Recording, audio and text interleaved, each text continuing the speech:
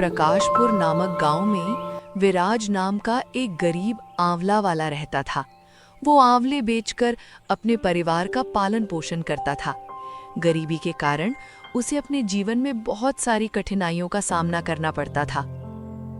आंवला ले लो, ताजे ताजे और रसीले आंवले। अरे भाई, ये आंवला कितने रुपए किलो है? आंवला 60 रुपए किलो है। अरे बाप रे, इतने महंगे आंवले! तुम्हारे आंवले में कोई कीमती हीरे जड़े हुए हैं क्या, जो तुम इतने महंगे बेच रहे हो? भाई ये अभी अभी बाग से तोड़कर आए हैं, बिल्कुल ताजा हैं। और वैसे भी अब तो आंवले के दाम भी बढ़ गए हैं। नहीं, अगर 25 रुपए किलो देना है तो दो, वरना मैं कहीं और से ले लूंगा। 25 रुपए?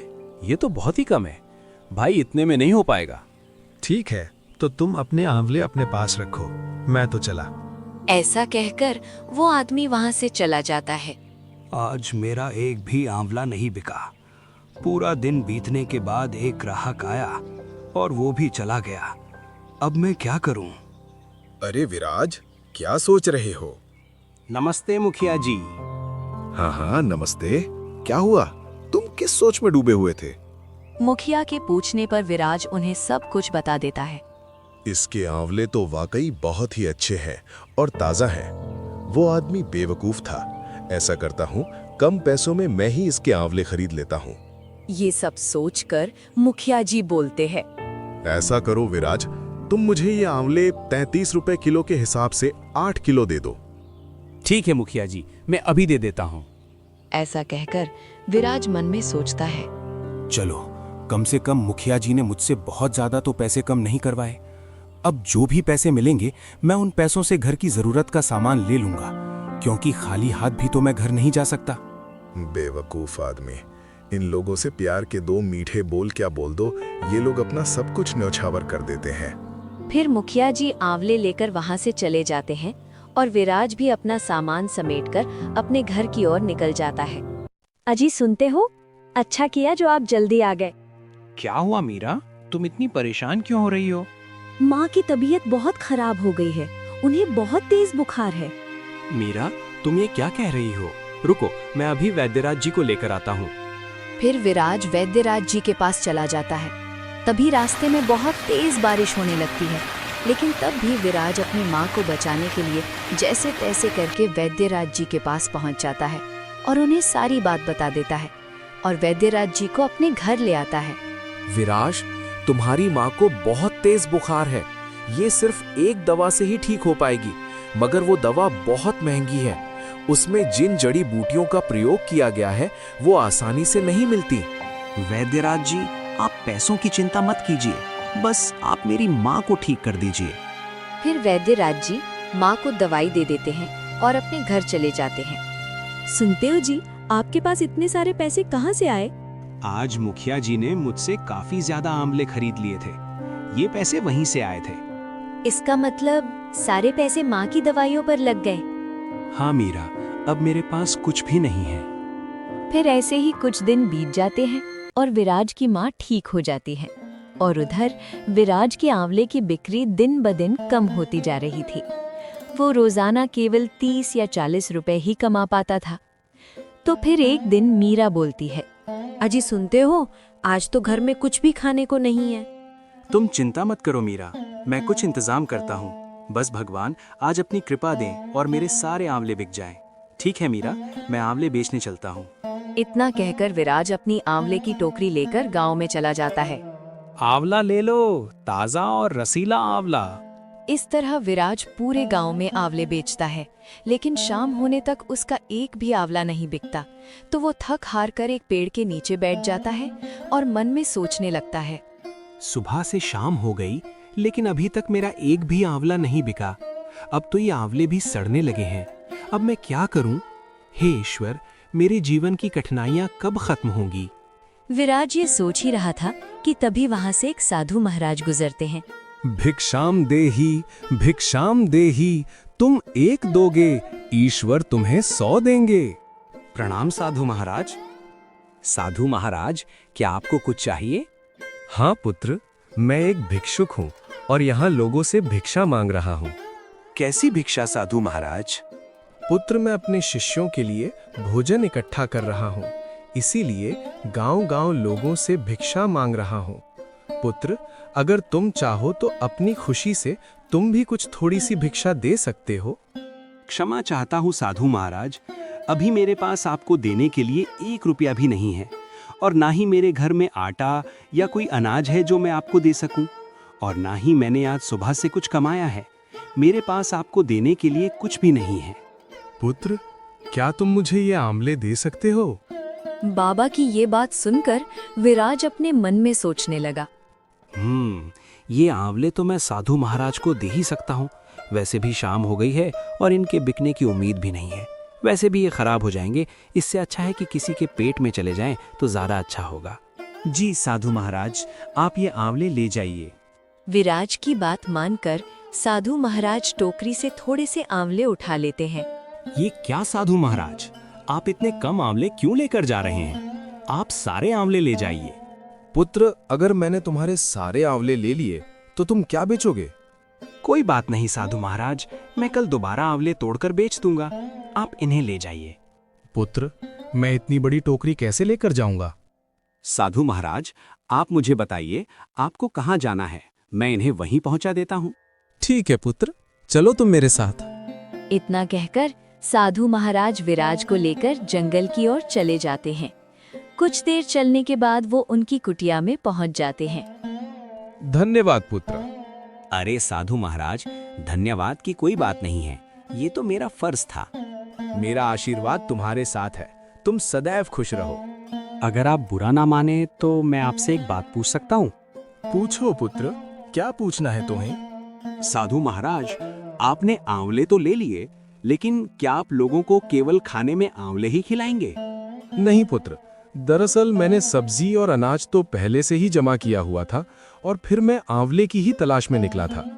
साधु महाराज, ये तो बहुत ही अच्छा हुआ, मेरे आंवले आपके काम आ जाएंगे।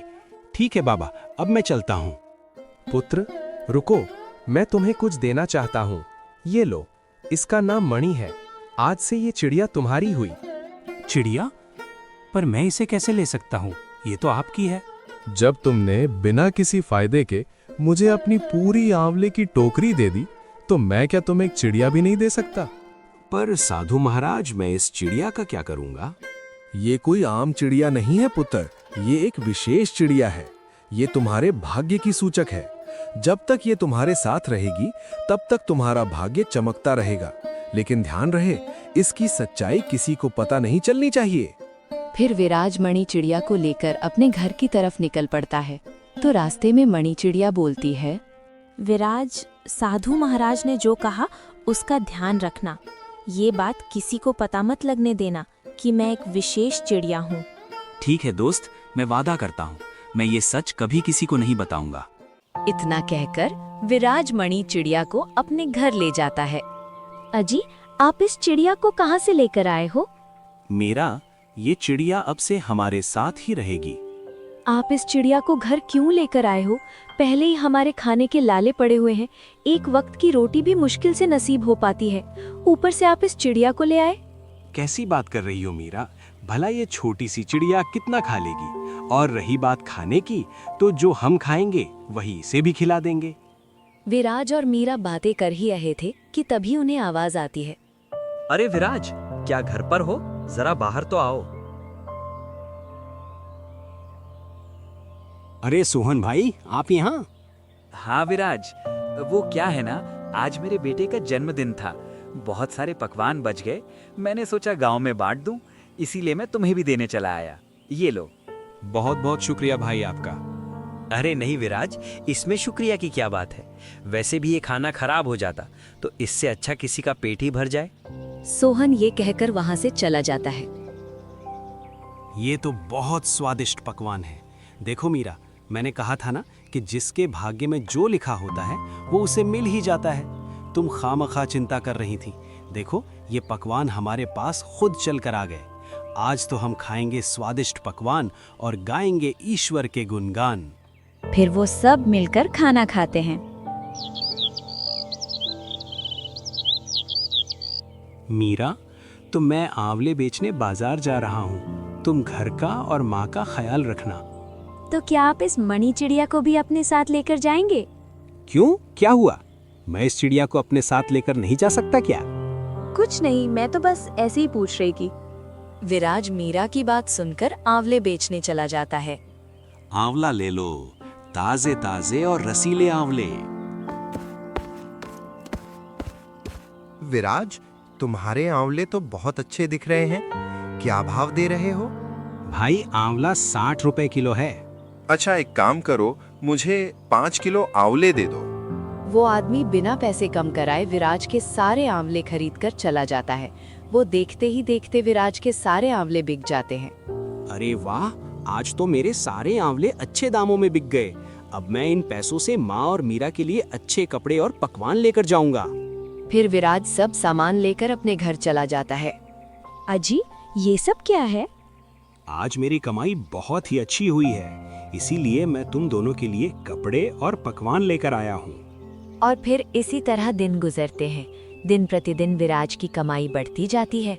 फिर एक दिन उनके घर एक करण नाम का एक व्यक्ति आता है। ये लो विराज भाई, तुम्हारे पैसे जो तुमने मुझे 6 महीने पहले दिए थे, मैं वापस करने आया हूँ। शुक्रिया करण भाई। अरे शुक्रिया तो मुझे तुम्हारा करना चाहिए विराज, तुमने बुरे वक्त में मेरी मदद की थी। लेकिन ये पैसे लौटाने में मुझे थोड़ी देर हो गई, इसके लिए मैं माफी चाहता हूँ। करण विराज के पैसे वापस करता है और वो वहां से चला जाता है। अजी, सुनते हो, ये अचानक से लोग हम पर इतने मेहरबान कैसे हो गए? पता नहीं क्यों मुझे ऐसा लगता है जब से ये मणि चिड़िया हमारे घर आई है तभी से हमारे भाग्य बदल गए। मीरा, तुम खामखा क्या क्या सोच रही हो? ऐसा कुछ भी नहीं है। दूसरी तरफ विराज की तरक्की देखकर लोग जल भुन रहे थे। इस विराज के सारे आंवले चुटकियों में बिक जाते हैं और एक हम लोग हैं, सुबह से बैठे रहते हैं लेकिन हमारा एक भी फल नहीं बिकता है। अरे हाँ भाई, तुम बिल्कुल सही कह रहे हो। इससे पहले कि इस विराज की वजह से हमारा धंधा बंद हो जाए, हमें कुछ न कुछ तो करना ही होगा। ऐसा करते हैं भाई, इसकी शिकायत अपन मुखिया जी से करते हैं, बाकी वो खुद ही देख लेंगे। इतना कहकर वो दोनों मुखिया जी के पास जाते हैं। मुखिया जी नमस्ते। नमस्ते, कहो कैसे आना हुआ? मुखिया जी, हम आपको एक बहुत ही जरूरी बात बताने आए हैं। बताओ, कैसी जरूरी बात है? मुखिया जी, हमारे गांव का जो विराज है वो दूसरों के बागों से आंवले चोरी करके बेच रहा है। ये तुम क्या कह रहे हो? हम सच कह रहे हैं मुखिया जी, हमने उसे अपनी आंखों से खुद देखा है। ठीक है, अगर ऐसी बात है तो मैं विराज को इसकी सजा जरूर दूंगा। वो दोनों आदमी मुखिया जी को विराज के खिलाफ भड़काकर वहां से चले जाते हैं। मैंने तो विराज को बहुत ही सीधा समझा था, मगर ये तो मुझसे भी ज्यादा चालाक निकला। मुझे इसके बारे में पता लगाना होगा। आज रात ही मैं विराज के यहाँ जाकर इस बात का पता लगाऊंगा। रात होने पर मुखिया जी चुपचाप विराज के आंगन में आ जाते हैं और उसके घर की खिड़की के पास खड़े हो जाते हैं। सुनो जी, आपको मेरी कसम है, मुझे बताइए आखिर हमारे भाग्य के बदलने के पीछे क्या बात है? मुझे सच्चाई जाननी है। मीरा के कसम देने पर विराज सारी सच बात बता देता है। अरे वाह, ये तो बहुत ही खुशी की बात है। उन दोनों की ये सारी बातें मुखिया जी सुन लेते हैं। तो इसका मतलब ये है कि इस चिड़िया के हाथ में ही विराज के भाग्य की चाबी है। अगर मैं इस चिड़िया को अपने साथ ले जाऊं तो मेरा भाग्य भी बदल जाएगा। फिर अगले दिन सुबह होने पर मुखिया जी उन आदमियों के साथ विराज के पास पहुंच जाते हैं। विराज, तुम इतने बड़े चोर निकलोगे, मैंने कभी सोचा भी नहीं था। चोरी? कैसी चोरी मुखिया जी? ज्यादा बनने की जरूरत नहीं है, मैं तुम्हारी सारी सच्चाई जान चुका हूँ। कैसी सच्चाई मुखिया जी? तुम दूसरों के बागों से आंवले चोरी करके बेचते हो और पूछते हो कैसी चोरी। तुम्हारी सजा ये है कि अब तुम्हें मुझे 20,000 रुपए का भुगतान करना पड़ेगा। मुखिया जी, मेरे पास इतने पैसे तो नहीं हैं और मैं सच बोल रहा हूँ, मैंने किसी के यहाँ कोई चोरी नहीं की। अगर तुम्हारे पास 20,000 रुपए नहीं है तो मैं ये तुम्हारी चिड़िया अपने साथ ले जाऊंगा। नहीं नहीं, मैं तुम्हारे साथ नहीं जाऊंगी। मुखिया जी, ये मेरी चिड़िया है, आप मेरी चिड़िया को ऐसे लेकर नहीं जा सकते। मारो इसे, ये हमारे बागों में चोरी करता है और हमारी मेहनत के पैसों पर ऐश कर रहा है। हाँ हाँ, मारो इसे, ये चोर है। छोड़ दो मेरे पति को, ये निर्दोष है, इन्होंने कुछ नहीं किया है। मीरा की ऐसी बातें सुनकर मुखिया जी विराज को छोड़ देते हैं और अपने मन में सोचते हैं, बेवकूफ इंसान, अब मैं इसकी चिड़िया से अपने भाग्य को बदलूंगा। फिर ऐसे ही कुछ दिन बीत जाते हैं। मनी चिड़िया के चले जाने से विराज की हालत पहले से भी बदतर हो जाती है। सुनिए जी, हमारे पास तो अब खाने के लिए कुछ भी नहीं है। अब तो हमारी पहले की तरह आंवले बिकना भी बंद हो गई है। ईश्वर पर भरोसा रखो मीरा, वो कोई ना कोई रास्ता जरूर निकालेंगे। सुनो चिड़िया, अब से तुम मेरे साथ ही रहोगे और मैं ही तुम्हारा मालिक हूँ, समझे? मेरा मालिक सिर्फ विराज है और वो मेरा दोस्त है। मुखिया जी चिड़िया से बातें कर ही रहे थे कि तभी उनके पास एक व्यापारी आता है। अरे सरपंच भाई, मैं यहाँ एक काम से आया हूँ। कहिए, क्या काम है? असल में मैं इस गांव को छोड़कर जा रहा हूँ और यहाँ मेरी बहुत सी जमीनें हैं जिन्हें मुझे बेचना है। तो मैं इसमें आपकी क्या मदद कर सकता? यही कि अगर आप मेरी सारी जमीनें खरीद लें तो बहुत अच्छा होगा, क्योंकि आपके सिवा इस गांव में मेरी इतनी सारी जमीनें कोई नहीं खरीद सकता। फिर मुखिया जी उस व्यापारी की जमीनों को कम कीमत पर खरीद लेते हैं और कुछ दिनों में उन जमीनों को 2 गुनी कीमत में बेच देते हैं। अरे वाह, ये चिड़िया तो वाकई किस्मत की चाबी है। मुझे इसे सबसे छुपा कर रखना होगा, वरना इसे कोई भी लेकर जा सकता है। फिर ऐसे ही कुछ दिन बीत जाते हैं तो एक दिन मुखिया जी से पिंजरे का गेट खुला ही रह जाता है और चिड़िया मौका पाते ही वहां से उड़ जाती है। जब थोड़ी देर बाद वो मुखिया जी आते हैं तो पिंजरे को खाली देखकर वो हैरान हो जाते हैं। अरे ये क्या, वो चिड़िया कहाँ चली गई? अभी सरपंच जी उस चिड़िया को ढूंढ ही रहे थे कि तभी वही व्यापारी वहां आता है। मुखिया जी, आपने चालाकी से मेरी सारी जमीनों को कम कीमत पर हड़प लिया। मैं आपको नहीं छोड़ूंगा। मैं आपकी सारी सच्चाई गांव वालों को बताऊंगा। नहीं, ऐसा मत करो, मैं बर्बाद हो जाऊंगा। मैं तुम्हें तुम्हारे सारे पैसे देने के लिए तैयार हूँ। इतना कहकर मुखिया जी उस व्यापारी के पूरे पैसे उसे दे देते हैं। पैसे लेकर व्यापारी वहां से चला जाता है। मैंने विराज की चिड़िया छीनकर उसके साथ बहुत बुरा किया। शायद मुझे आज उसी पाप की सजा मिली है। अजी, आप कहाँ जा रहे हो? मैं जंगल की तरफ जा रहा हूँ मीरा, बस थोड़ी देर में आता हूँ। इतना कहकर विराज जंगल की ओर निकल जाता है। प्रणाम साधु महाराज। आयुष्मान भव पुते। साधु महाराज, मैं यहाँ आपको कुछ बताने आया हूँ। मैं जानता हूँ पुत्र, तुम्हारे साथ क्या हुआ है। मगर कैसे बाबा? मैंने बताया है विराज। तुम यहाँ, तुम्हें तो मुखिया ले गया था ना? हाँ दोस्त, मगर मैं उसके पास से भाग आई। मणि चिड़िया विराज को सारी बात बता देती है। विराज, मैंने तुम्हें इसीलिए मना किया था कि इस विशेष चिड़िया के बारे में तुम किसी को पता मत चलने देना, वरना सभी इस चिड़िया के पीछे पड़ जाएंगे। क्षमा कीजिए साधु महाराज, मुझसे गलती हो गई। मुझे मजबूरी में मीरा को मणि चिड़िया के बारे में बताना पड़ा था। कोई बात नहीं पुत्र, गलती इंसान से ही होती है। ये चिड़िया मैं तुम्हें वापस करना चाहता हूँ और आशा करता हूँ कि तुम दोबारा कोई गलती नहीं करोगे। धन्यवाद साधु महाराज, मैं वादा करता हूँ कि मैं दोबारा ऐसी कोई गलती नहीं करूँगा। रानी चिड़िया को पाकर विराज का भाग्य दोबारा चमक जाता है और वो दिन प्रतिदिन अमीर होता जाता है।